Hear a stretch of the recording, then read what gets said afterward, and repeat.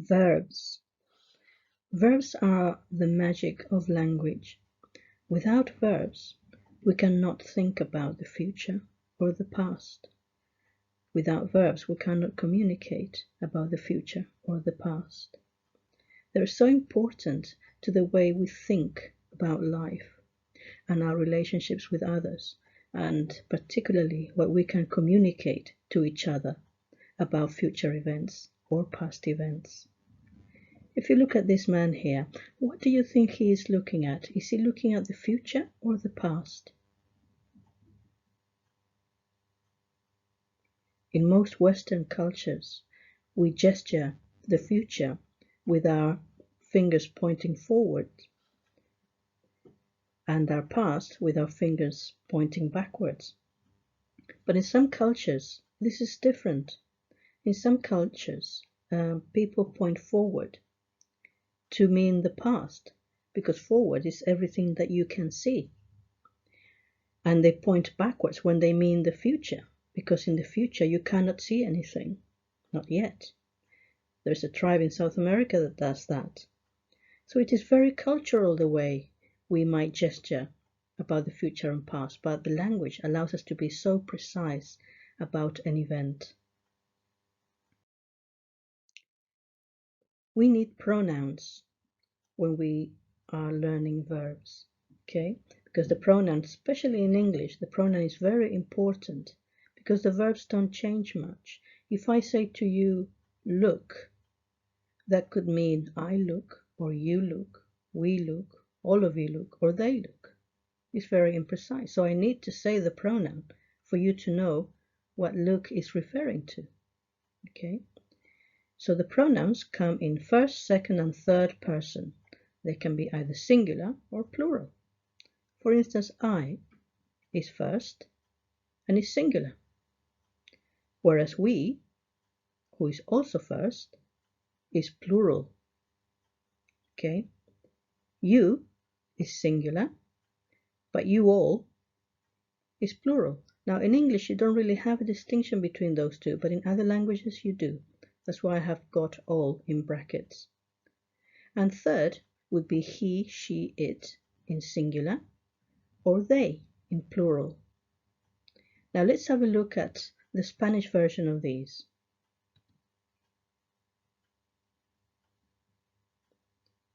In what ways is it different?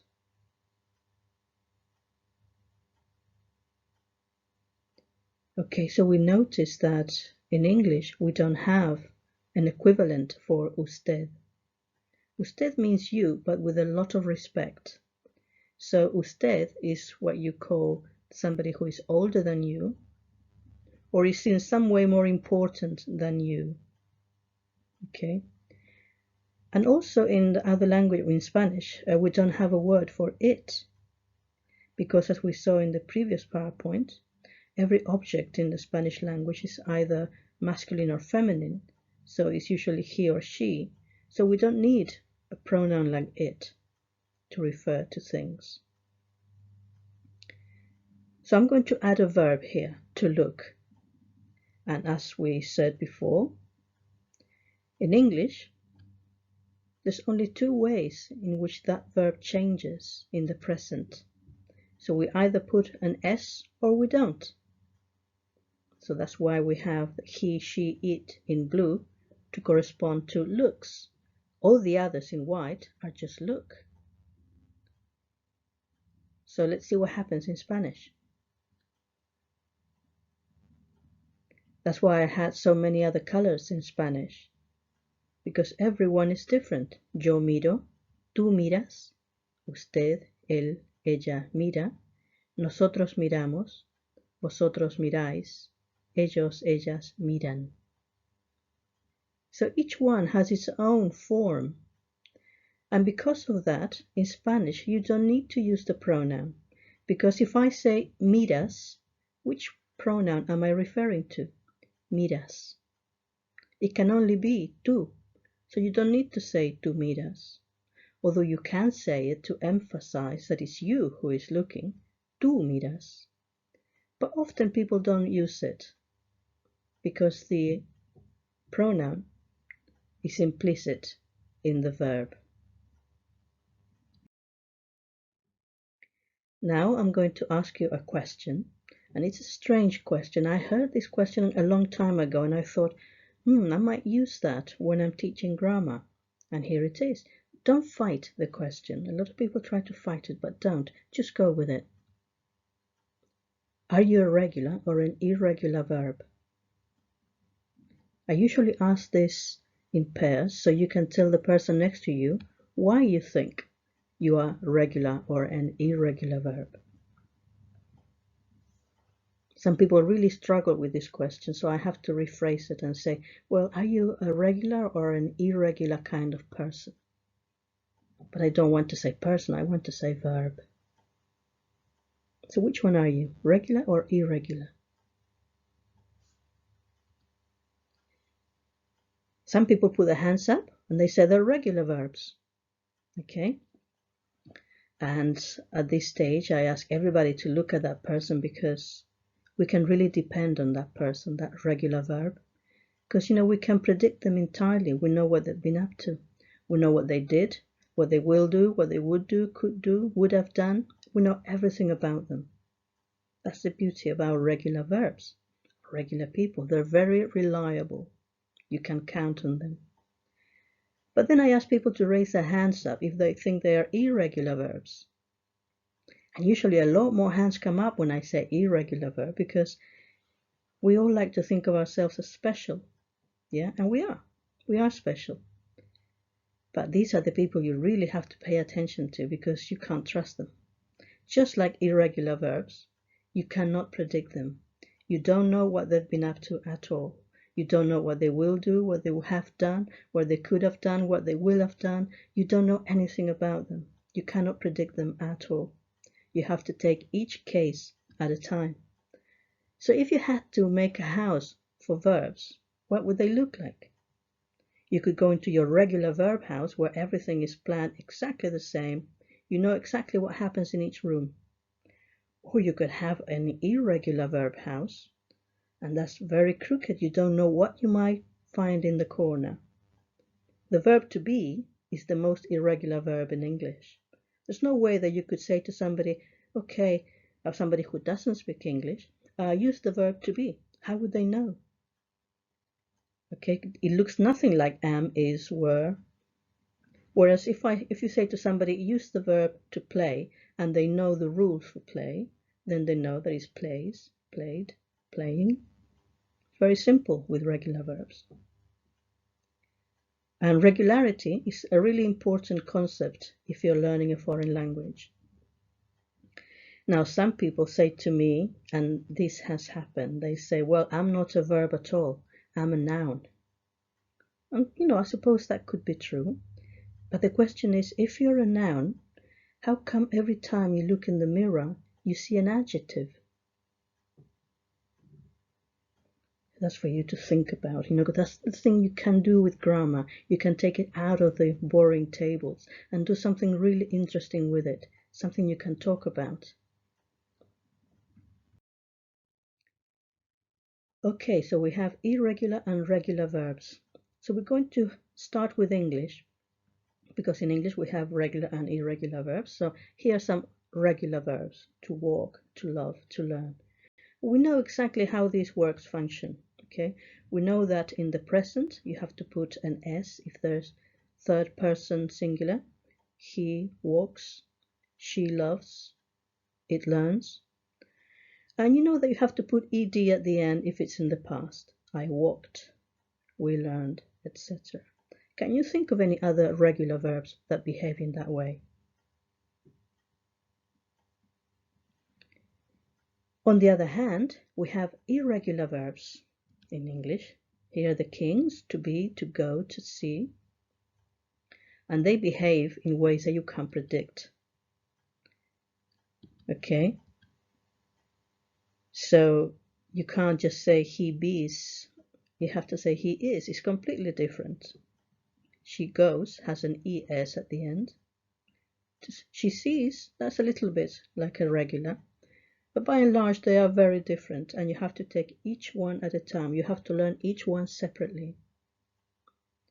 In Spanish, in the infinitive form of a verb, that's any verb that has the word to at the beginning, like to be is the infinitive form of are or is. Yeah. All infinitive forms in Spanish will end in ar, er, or id. Okay. So the examples that we have here: estar, ir, ver, caminar, amar, aprender. And they have rules.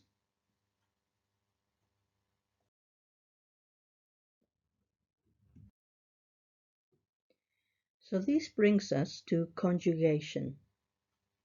Okay, so once you have the infinitive of a verb, then you need to do something to it to make it turn into is, am, are, and all those things. And we're going to conceptualize this because conjugation can be a scary word sometimes for children. But it's a fun word. Think of it as a machine that you put the verb through and it comes out on the other side, all cut out in bits. Okay, so let's see what happens when we put to be into our conjugation machine. So you have am, is, are, was, were, been, and being. Okay, so it's very simple in English, isn't it? You can ask children to draw their own conjugation machines. They have a lot of fun doing that. So we're going to put this machine to a corner. I'm going to show you the equivalent in Spanish. It's very different. As you can see, there's a part of the machine that the English doesn't have. So we're going to start again with a different verb. Well, the equivalent of to be would be ser in Spanish. Okay, ser. So let's see. Here's the present. As you can see, already has a lot more forms, the present tense. Then the past. Yes. And there's a different kind of past in Spanish. There's two different types.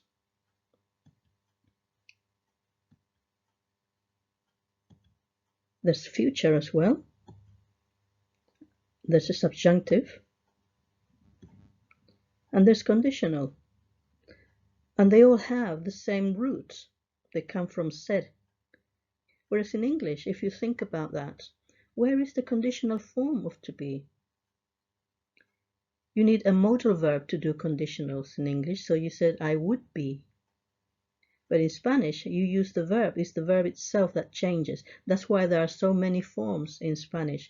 Where in English you would say I might do, I would do, I could do. In Spanish, you actually use one of the forms of the verb to do that. Now, children are not going to be learning this, but I'm telling you, because you may have children in your class that are bilingual children who speak Spanish, and it might be a way to find out how much they do know of grammar in Spanish. You might get them to do something like this to extend them as well. Now I'm going to show you a conjugational giant. This is an activity that I ask children to do when we talk about conjugation, and they have to come up with their own machine to conjugate their verbs. Now, some people say that English verbs are not conjugated because they don't have that kind of breakup that Spanish or French verbs might have. But I'm using it here because I want to make that relation between what happens to a verb in English and what happens to a verb in Spanish. So I'm calling it conjugation. Have a look at this conjugation machine. It's a Spanish one.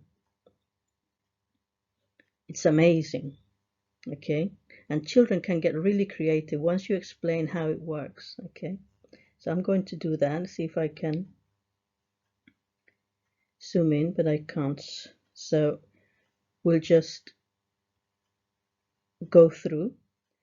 So the if we start on the left hand side, we have the infinitives where they go in and then they enter the machine, and I have pressed a button for the present tense. So that's the one that's activated. It's the tense spicer. Yeah. And then it goes through attention outlet and straight into the pronoun carburetor. So the pronoun carburetor will decide whether that form is singular or plural. I have pressed the singular. So it comes out on the other side in the singular. Tengo, tienes, tiene. The verb that I have used is tener, which is to have. Now this is an interesting verb to look at if you're English, because we often use this word very simply, tengo un gato, I have a cat, things that you have. But there are other things in Spanish that you have that you don't have in English. Now we're going to have a look at some of those. ¿Cuántos años tienes? Which means in English, how old are you? But actually, if you really translate literally, what it's asking is, how many years do you have? Tienes. Okay? So you can see it in the outlet there. Tengo, tienes, tiene. So that's what we're really asking is, how many years do you have? In Spanish, you have years inside you. You accumulate them. So people ask you, how many years do you have? They also ask you if you have thirst or hunger. Instead of saying, are you hungry? They say, do you have hunger or thirst? ¿Tienes hambre? ¿Tienes sed? They will also ask you if you have heat or cold, whether you feel cold or hot.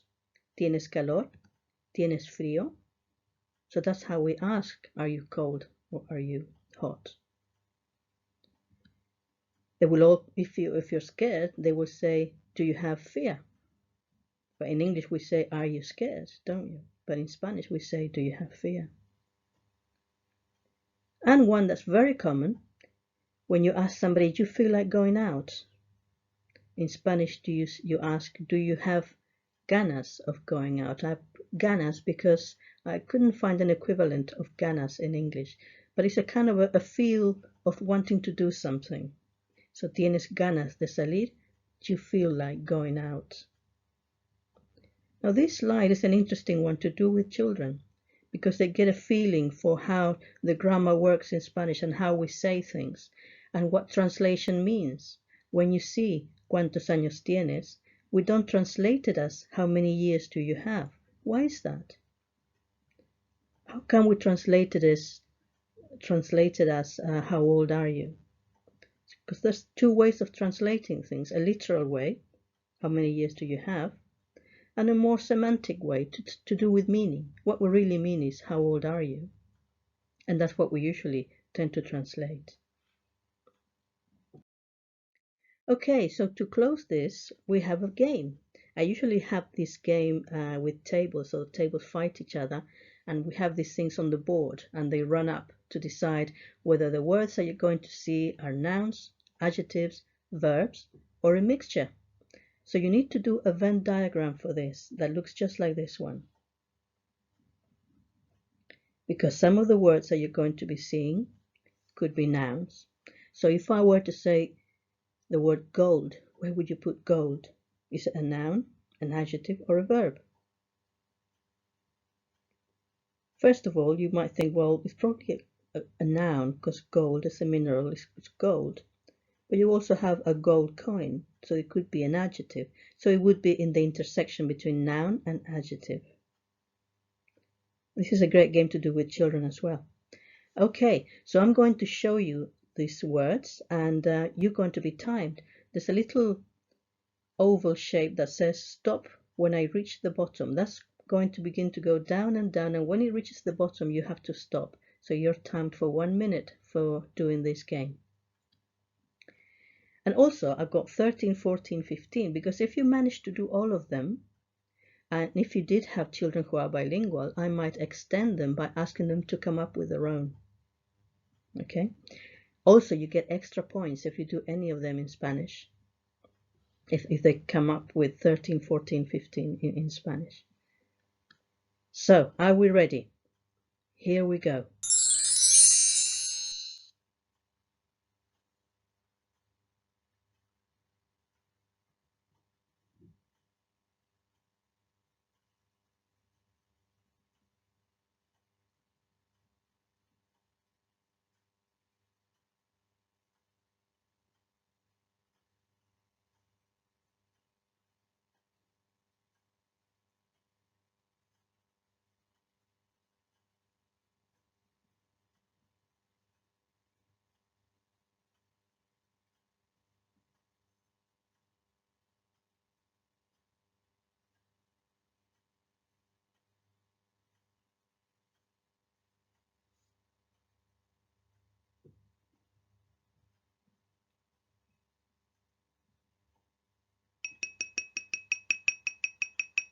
That's it.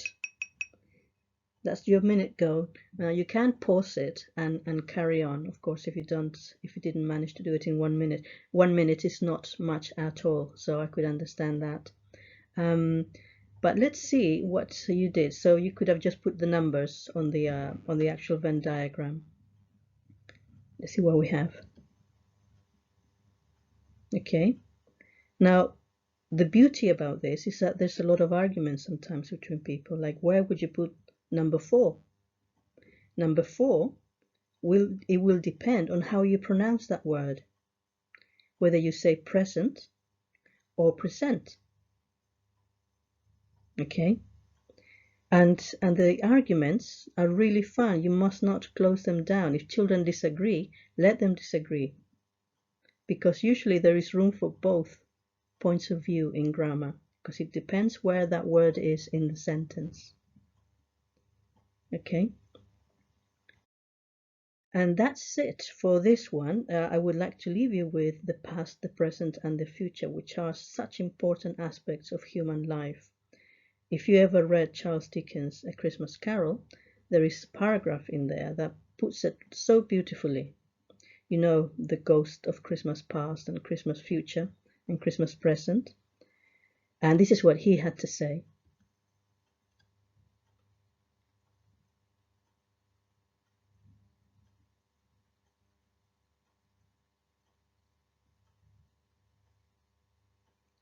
So doing past, present, and future and conjugation is a great thing to be doing at Christmas with children.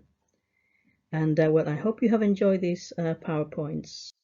There is more information about what things you can play with in terms of grammar and punctuation on the English programs of study.